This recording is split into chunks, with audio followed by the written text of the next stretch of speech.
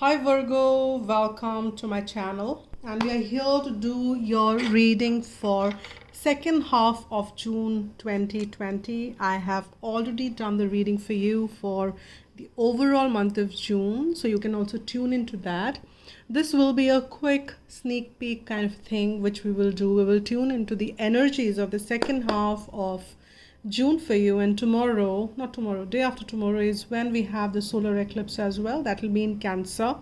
Very, very impactful. The kind of transitions and the kind of alignment which is happening at the in the astral plane at this point in time during the eclipse. This is coming after 500 years, so astrologers are also watching this eclipse with a great curiosity, and they're kind of also watching it to see what's coming around. We've already had the lunar eclipse, which was in Sagittarian, so that also we've seen, and we'll see another lunar eclipse that would be in Capricorn on July 5th. So very interesting times, and let's see what is coming forth for you, Virgo. And as I said, this would be a sneak peek. I will be doing July readings as well once I'm done with the second half ones, and let's see what is coming forth for you. All right, so we have got this card which is Seven of Suns, which is like Seven of Wands. So this is interesting because the reason I'm saying this deck works a little different. This is Nostradamus from the Lost Book deck, and this is kind of if you see the imagery of these decks also, it's very different from the rest. And here what I'm sensing is there is something new which is harvesting for you, unlike the regular the tarot and the meaning. I'm picking on that there is something new coming forth from the place wherein you probably had lost hope, and probably you had completely given up on something which in the past, because you had high expectation from that one situation, from one person or one aspect of your life, which kind of didn't flourish the way you wanted it to be, and then you just kind of gave up. And that's when universe came calling, and we've got another seven, which is Seven of Cups. Two sevens is relevant because seven is also the number for spiritual growth and awakening, and it could also mean some miracles are lining up for you, Virgo. That's also could be one of the indication for some of you. Now here with the Seven of Moons and the Seven of Wands, they're coming together. This is like leading you to a new pathway. It's not the card of confusion. I'm not picking up that energy at all from this deck here. There is this new growth which is happening out of nowhere, out of the place wherein you don't even expect. And it leads you to a new place, a new adventure, a new area wherein you have not ventured before. And you are very excited about this because this is what you've been expecting in the past and it never happened. And now it's kind of taking you. There could be a new, yes, there could be some confusion because you've never walked on this path before. There could be some kind of with the curiosity, there could be some amount of doubts or questions that where will it lead to, what kind of stuff, etc. So there could be those kind of feelings or emotions which you might face. But I'm sensing it's all positive here for you, Virgo. So these might be opening new doorways for you. This energy which is shifting with these eclipses, with these retrogrades, like almost 6 planets would be in the retrograde phase around this time. And I think today is 19th, 18th. We had Mercury also went retrograde, and other major planets are already in the retrograde. So very interesting times astrologically. But I think for sure it's opening new gates for you. And we have got the Knight here of Wands, which is Knight of Suns. And very surprisingly, if you look at this knight, this knight is holding the sword, which might make this knight appear like the Knight of Sword, but this is not the Knight of Sword. So I'm sensing that you are kind of getting into the multi-skilling as well as you move along. You are kind of getting equipped or kind of venturing into more than one stuff wherein you would want to establish your mastery in, and you are kind of doing little detailed research on those subjects, trying to establish your mastery, as I said. But you are not yet a master, you're still learning your path, but you have progressed a great deal. From page you have become a knight. But this knight, if you see, is not on a horse. This knight is walking barefoot on the ground. So which means that you still don't feel pretty much there, and you still are learning, you still are moving along as you kind of the doorways are opening. Probably you did study about this subject for in the past and it didn't fructify the way you wanted it to be, and now it's opening new doors for you, and you have to brush up your skills again. And that is could be the scenario for you. So it could be different things for different people. And as I said, this is just a quick sneak peek which we do in the second half. So I would still recommend you to watch the overall Virgo reading.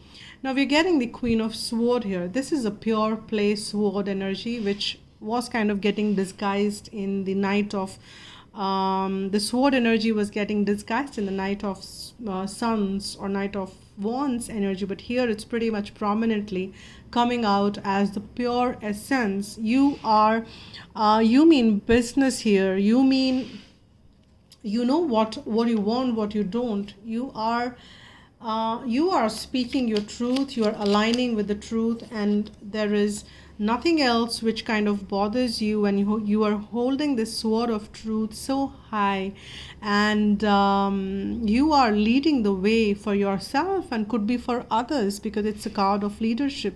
You are gaining mastery is what I'm sensing as you move along. And with the Temperance coming here, this is about the balance, this is about the higher truth. This is the card for Sagittarians, and this is about the this angel mixing two things from these two cups alchemically, and this is about the establishing balance, and there is a healing which is happening.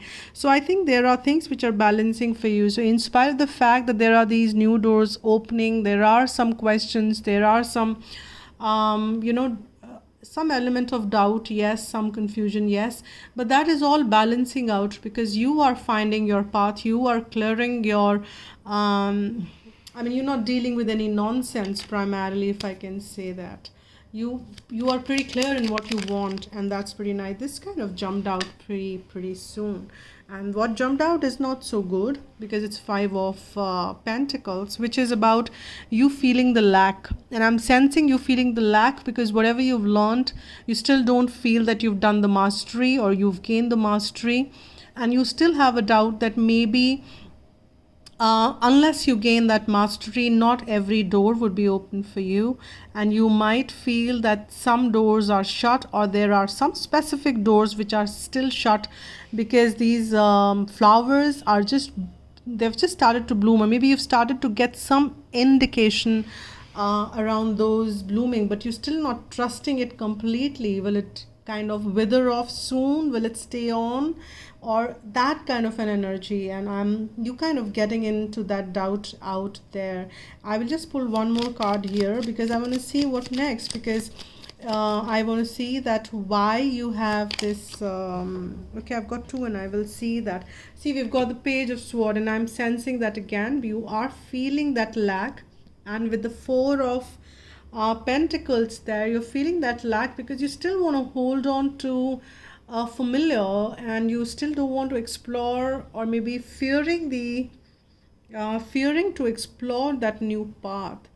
There are definitely a lot of doubts, but you need to see that whatever this new door is opening will balance out soon, so you don't have to worry about it. Maybe you would want to follow your guidance, and what your guidance is saying, what your inner being is saying, which way you are guided to take action on. Just follow your guidance. And at the bottom of the deck also we've got the Seven of Cups. So that means there is this confusion which is lining up for you, and there is this need for you to go within and get the guidance, which is what we were talking about.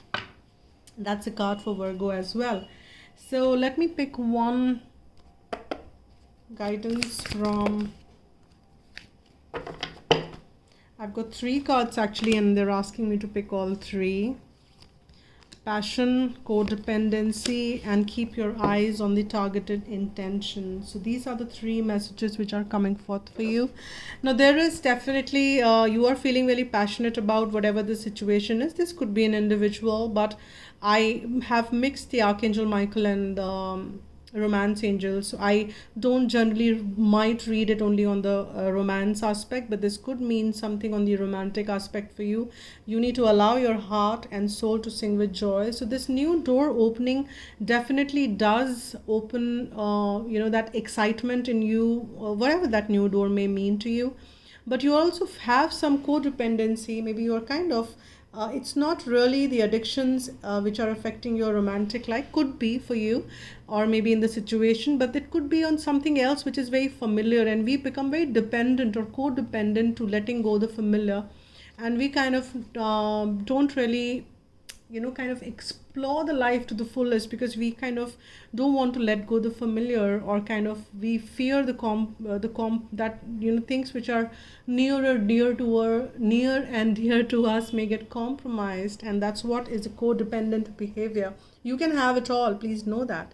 Keep your eyes on targeted intention. So you need to see what you want really. Life is a journey, how you want to play it, what all you want to do, and how you all want to experience the life is what you may want to experience. So, and keep your eyes on that intention. Let me get one guidance message for you, Virgo. Let's see what else wants to come forth as a guidance from angels. What is that message for second half, specifically when you're kind of exploring these new interesting pathways, and there is some amount of questions, confusion around that. So let's see what guidance. It's taking time, and generally it kind of comes forth very quickly, but okay, now I finally have one card which popped out, and that's kindness.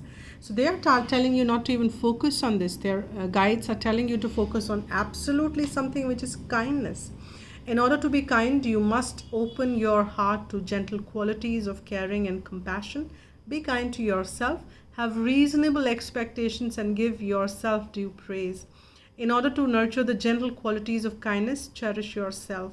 Maybe you're having very high expectations of you, and you are kind of falling short of those expectations which you only have set for yourself, and then you're not being kind on you in a way. Okay? So when you do something for yourself, you automatically extend that same energy to others. Kindness melts barriers of ice around people and re-empowers those who are afraid. So reach out to the lonely, draw out the shy, include those who feel isolated, and comfort the sad.